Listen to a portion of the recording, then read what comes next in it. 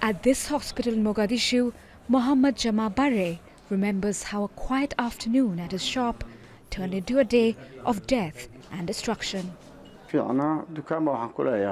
were 4 men in the shop. One of us was seriously bleeding and injured. I was also bleeding. It was dark. There was black smoke everywhere. I managed to come out of the shop and get help. I saw a lot of bodies and some wounded people crying for help.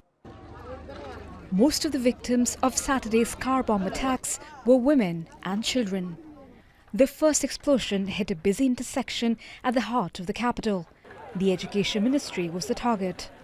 The second, when ambulances and people rushed to help victims of the first attack.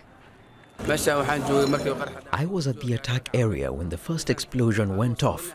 After that, I ran away. I saw many dead people. Al-Shabab said the Education Ministry receives support from non-Muslim countries and is veering Somali children from their faith. 5 years ago, the armed group had attacked the same intersection with truck bombs. 500 people were killed in the worst attack in Somalia's history. Who were these victims? Somali people who are recuperating from the al-Shabab attacks 5 years ago in the same area. Some of them recovered from injuries, some were disabled. Some were orphans who lost their loved relatives in previous attacks, and others. President Mahmoud, who was elected in May, has declared an all-out war against al-Shabab and its finances. But the attacks continue.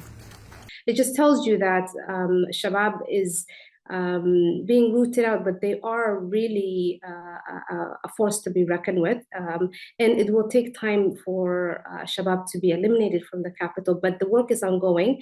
Now we'll see more attacks, I am sure, just because of the ongoing government and community uprising that we are seeing across the country. Somalia's president says his government is winning the war. But for these survivors, Saturday's attack is yet another reminder of a conflict that's gone on for too long, where no place and no one seems safe. Priyanka, Gupta, Al Jazeera.